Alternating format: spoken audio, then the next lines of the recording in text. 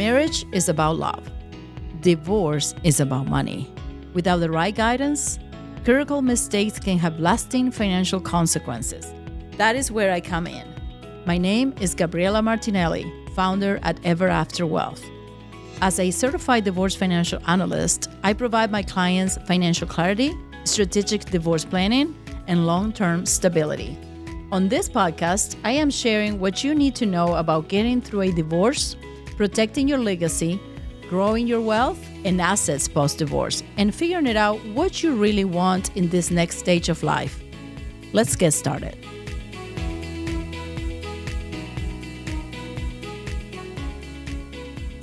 Welcome back to the Divorce and Money podcast. My name is Gabriela Martinelli. I am the founder at Ever After Wealth and a private divorce financial strategist. I work with business owners, physicians, and high earners. This is the final episode in a three-part series. In the first two episodes, we explore two sides of the same coin. First, on one side, we have the spouse who is being kept in the dark financially, and the spouse and on the other side, we have the spouse that is facing demands that don't match the reality. Today, we're going to talk about what happens when the fog finally lifts, when both sides can finally see the same set of facts and information, what it looks like, why it matters, and how it changes everything. So to remind you a little bit where we have been, part one was about fear that silences, fear that paralyzes, and fear that prevents someone to ask the right questions. The spouse who's financially controlled, sometimes for years or even decades, and struggles to advocate for themselves even when their future depends on it, which is usually will be fine in divorce. Part two, we talk about the fear that demands. This high-earning spouse or business owner that is actually facing expectations that don't match the financial reality of their circumstances, and they're often feeling like they're being punished for their success in a sense. Both episodes explore what keeps people stuck, the psychology of it, the paralysis, and the bad decisions that can be made under stress and under these circumstances. In this episode, we're going to talk about what happens when this fog clears, when both sides can actually operate from the same set of facts, from the same set of information, instead of fear, assumptions, compared narratives, and social influence. In order to understand this, we need to explore a little bit neurologically what happens with individuals when we're going through a divorce. Decision-making during a divorce doesn't feel just like impossible. It really is from a neurologically point of view. There's some research in Harvard that shows that the emotions that are potent, pervasive, and predictable drivers of judgment, they operate under a below conscious awareness, right? Now, the brain under stress doesn't weigh options rationally. It looks for shortcuts, defaults to what's familiar, and avoids trade-off altogether. Then you had to add decision fatigue, right? Every choice you have to make depletes your mental energy. When that energy runs out, the brain either makes impulsive decisions or no decisions at all.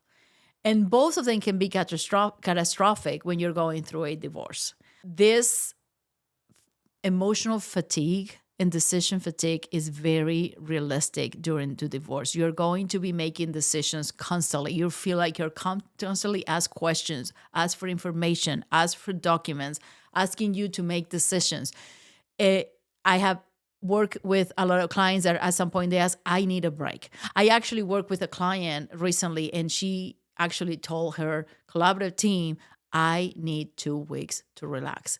Because the stress of making all these decisions makes it for you impossible to make those decisions that you have to make. That's the other thing. This is not something that you can postpone indefinitely, right? The divorce process is going to continue whether you particularly want it or not. And because of this, clarity, in financial clarity specifically, is not just a luxury, it's really a lifeline. So when the facts are laid out there for you, when both parties can see the same financial reality, their brain financially has something concrete to work with instead of projections or information or different advice that they are being given from all places, right? I'm going to tell you about Elena. She was a client of mine. She had been married for 16 years. In all of that time, she had never logged into a single financial account. She never went into a bank to look at bank statement, credit card statements. Her husband was the one that handled everything, the investment, the taxes, the business. She signed where he said you had to sign here. She trusted him completely. When she discovered his affair, she was devastated. And it's not just trust that fracture, it shattered her. And she was in almost a place of paralysis. The person she trusted the most the one that she trusted with the finances had broke her trust in so many levels. The pain that she felt broke something in her, and she just simply could not move forward in any way with anything, knowing that she wanted the divorce, but she still could not make the decisions that were necessary. She came to me when she was 3 months into the process. She had already agreed to a settlement that the attorney had warned her against. And her words were, I want it to be over. He says this is fair. Maybe it is. So I want to take you back to my first episode about belief and the need to trust that someone is going to take care of you and have your best interest at heart override your survival instinct. This is what was happening to her. Was she being abused? I don't think so. I don't think there was financial abuse per se. She trusted that he was doing the right thing. However, she trusted herself to make decisions too, but she was trusting him more. And she wanted it to be over. Those were her words. I wanted it to be over. He said it's fair. Maybe it is. Now, when she said to me, maybe it is, that gave me the entry. I look at the numbers. Well, it wasn't fair to begin with. So what I found was the same pattern that I see. The spouse that has been financially controlled for a very long time, and even in the divorce, the pattern doesn't change because you're going through a divorce, right? And she was deferring to that version of the reality, from the version that she trusted all those years, not from the person that had betrayed her. So bottom line, the settlement had value. In the settlement, they had value the community property. Part of that was his dental practice, which they had assigned a value of $400,000. However, the analysis that I did, and I also brought other professionals to work with me to look into the numbers from his practice, actually found that his practice worth was actually $1.2 million. Okay. Also, the retirement accounts that she thought they were being divided, I were told they were really modest because he was a business owner and he didn't have a retirement account, as we usually see retirement accounts from someone that works in corporate America. That was over almost $1 million when that went that. So the lifestyle that she was accustomed to, she was told it couldn't be sustained anymore either. And they couldn't afford to maintain it. And it was funded by an income that she actually never knew it existed. She never knew what the income was. I worked her through the numbers. We worked through the numbers carefully. We look at the analysis. I show her without judgment what she was being told and what the numbers and the statements and the documents actually revealed to me. That was her breakthrough. It wasn't the anger. It was actually the information. She actually started asking questions. Once I started explaining what the numbers meant for her, she started asking questions, and she was the one that told me, this doesn't look to be fair to me. Right? And I said, I don't think it's fair either. And she said, what does this mean for my future? What do I have to ask for? So it's not only so much as far as, okay, what I'm entitled to. What do I need for my future? Okay, that is actually the right question. At the end of the day, her final settlement was 1 point some million more than the original proposal that she came to me with to talk about. But the victory wasn't really the financial victory she saw here. Yes, of course, she was receiving an extra $1 million. That's great for her. But actually, I saw her transform from someone that was in pain, broken, and very, very fearful. I saw someone that was used to signing where she was told to sign to someone that understood every line of her financial agreement in this divorce, and she knew where she was going. She did said to me, I didn't need a courage. I just needed the information. And it's true. She needed the information. The courage came from the information. Final story of this episode. We're going to talk about Marcus. Marcus was an orthopedic surgeon. He had built his own practice for 23 years. As he was building, he had his medical rounds at 5 a.m. in the morning. And he also took the kind of physical toll that shows up on a surgeon's hands by the time that they turn close to 60. When his wife filed for divorce, he was prepared to be fair. He was not trying to hide anything. He was prepared to give she was entitled to. She didn't want to hide, and he wanted to protect her as well, even in the divorce. However, he wasn't prepared what was proposed to him. He received a proposal from her attorney, which part of what they were asking for was almost $18,000 in spousal support maintenance. Permanent. Permanent means forever, but that same number.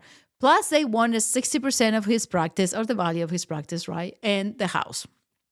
And in his own words, when he comes to me, he came with that. He literally brought me the agreement and said, if I agree to this, I'll be working until I'm 75.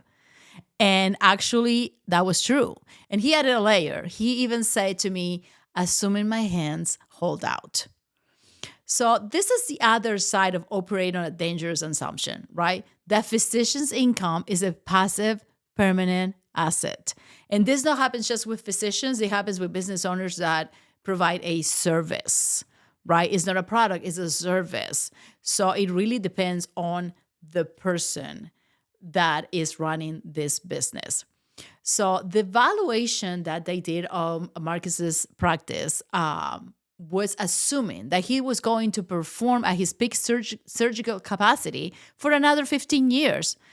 And they ignore what I call the professional half-life, right? The biological reality of how much longer can actually work past your peak performance.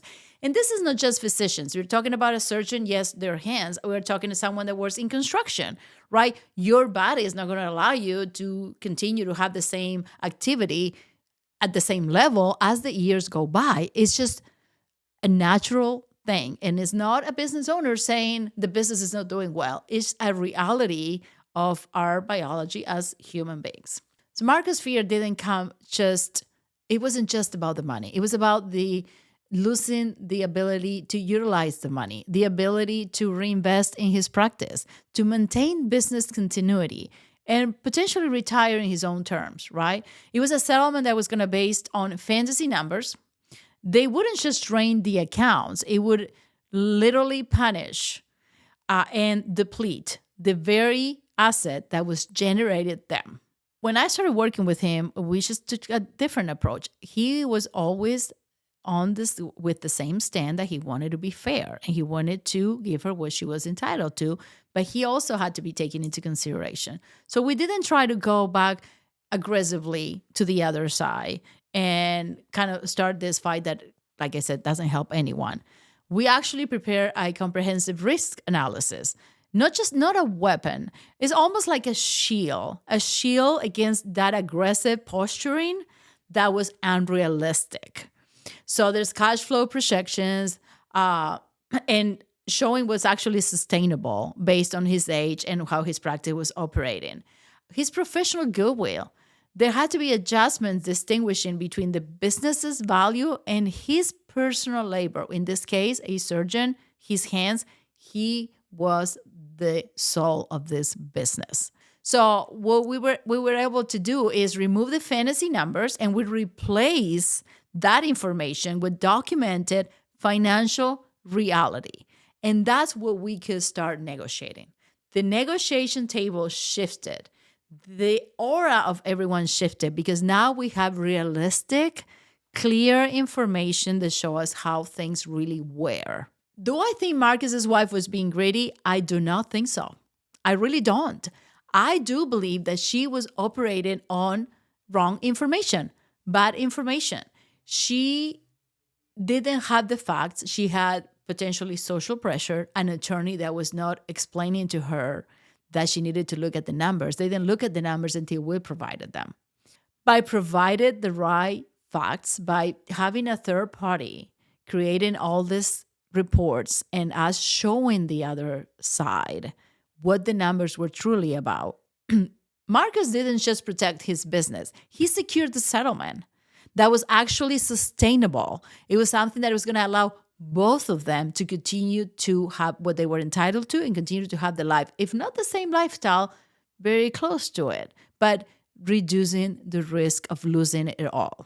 So if we look at Elena and Marcus's cases, right? They literally, the two of them sat on the opposite side of the table. The stories look nothing alike on the surface, but underneath of them, the same mechanism was at work. Decisions were being made in the absence of accurate financial information. Research shows that financial disagreements are the strongest predictor of divorce. It's not really disputes about sex life or your in-laws or even the children. The research reveals, too, that it's not the money itself. It's actually the lack of shared understanding about the money. When couples cannot agree on financial reality, every negotiation becomes a battle of competing narratives rather than a problem that we can solve because we don't have the right information. Now, when you're going through a divorce, this is amplified to an extreme, right? Because now we are operating from a place where we don't want to compromise, right, on anyone's judgment. We have this narrative and this idea what's happening in the divorce, and we don't want to believe the other side. Both parties, both individuals are usually influenced by friends, attorneys, family, and their own fear and their own feelings that we cannot forget because they are always there when you're going through this process. So in most of these cases, neither of them has a clear understanding of the financial picture for themselves and for the actual marriage, what you're trying to divide. The spouse that is being financially controlled can advocate for themselves because they don't know how to. They just can't. The spouse that is facing the unrealistic demands, they can negotiate effectively because they can demonstrate why the demands are unrealistic. They know they are, but their efforts to show a reality, they're not received the way that he is expecting them to be received because the spouse is acting from the understanding that he is not looking for her best interest or his best interest. So what happens here? Clarity, financial clarity. That's what solves both problems. It is almost like a flashlight that illuminates what's hidden, what nobody is looking at. For one is showing the numbers that you didn't understand. For the other one is a shield that is defending your position against demands that they're literally not sustainable. Let's make something clear. Financial clarity is not about winning. In this case, in divorce. I don't think in divorce anyone ever wins. Financial clarity is about understanding. It means knowing what actually exists. Every account, every asset, every liability. Know what you have been told exists. Know what you have been told might be hidden. Know what you might be told it should be there. No. Documents that prove, reports that prove what exists and what the reality is. It means knowing what is actually worth, what your marital estate, your community estate, what is it worth? A business on paper is not the same as a business in a reality. A retirement account balance doesn't account for taxes that you will pay and have once you have access to, because you don't have access, right? You pay taxes to remove that money from the account. So it means knowing what it actually costs to maintain a house, to fund a lifestyle, to retire with dignity. These aren't abstract questions. These are the difference between a settlement that works and a settlement that fails in 3 years. It means knowing what you can afford to agree to, both giving and receiving. A support order that sounds generous means nothing if it can actually be paid. If you're forcing someone to pay X amount of money when it's unrealistic, if the money is not there, it will not work. It means understanding what business continuity requires. A settlement should not jeopardize the asset that is actually generated the income. The pressure you're putting in that business owner is potentially reducing the ability for them to earn income, which it reduces the support potentially they will receive. When I work as a financial neutral, data replaces fear and speculation for both sides. When I work as an advocate, particularly for business owners and high earners, I bring structure, I bring credibility, and independent defensively analysis. Because even when a business owner is telling the truth, their words alone are rarely trusted. Clear, well-supported financial analysis creates credibility where explanation alone cannot. In both roles, is the data-driven analysis rather than the emotional speculation. That's what shifts the conversation from you're trying to cheat me, you're trying to take advantage, to how do we make this work? It becomes deliberate. It's a fact-based process, and it's not a street fight, because that's what we want to avoid. So the last 22 years, I have seen spouses give away hundreds of thousands of dollars they didn't know they had. And I have seen spouses agree to obligations they couldn't possibly meet. I have seen settlements collapse within years because they were built on assumptions rather than analysis and accurate, correct information. And I also have seen what happens with that fog clears. When Elena finally understood her financial clarity, her situation, she stopped negotiating from fear. She stopped trying to say yes so to make it stop and make the pain go away.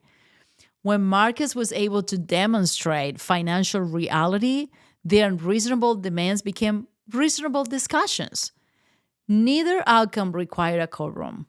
All that they required was financial clarity. So, whatever side of the coin you find yourself on, whether you have been kept in the dark or you are facing demands that don't match the financial reality as you know it, the path forward is the same for both of you.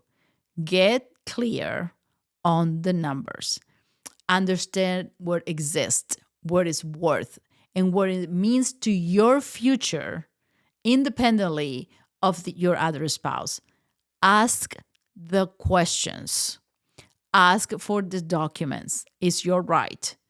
And if you're the person on the other side, provide the documents and talk to an expert that can provide the expertise and the explanations that you would not be believed. Clarity doesn't guarantee a good outcome, but operating without clarity, it guarantees almost always a bad outcome. So this wraps up this 3-part series on the psychology and the power of financial clarity in divorce. If any of these stories resonated with you, whether you have been kept in the dark or you are facing demands that feel impossible, know that the path forward starts with understanding your numbers. So if you like to connect, please reach out. My website is everafterwealth.com. You can email me at Gabriela@everafterwealth.com. And I hope this episode helped you. If it's not you, try to share it with someone that may want to hear it, that you think may benefit. And just remember, financial clarity is the way to make it the best financial decisions during your divorce to secure your financial future. Thank you for listening. I'll see you next time. Thank you so much for listening to the podcast. If you're going through a separation or divorce, please contact me through my website at everafterwealth.com. I would love to be a resource and partner as you navigate this season and prepare for your financial future. I'll see you in the next episode.